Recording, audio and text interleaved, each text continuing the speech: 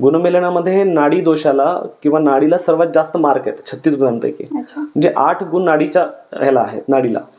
जर वधू आणि वरांची नाडी समानच असेल तर तिथे 0 गुण येतात. नाडी भिन्न असायला पाहिजे. आणि नाडी जर समान आली तर 0 गुण येतात.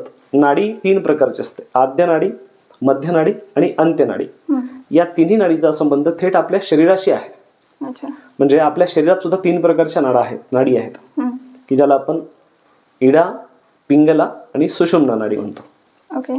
इडा नाडी आपल्या डाव्या बाजूला असते पुरुषाच्या शरीराच्या, पिंगला नाडी उजव्या बाजूला असते आणि आपल्या मेरुदंडामधून म्हणजे मणक्याच्या खालून सुषुम्ना नाडी वाहते, तिचा प्रवाह वाहतो.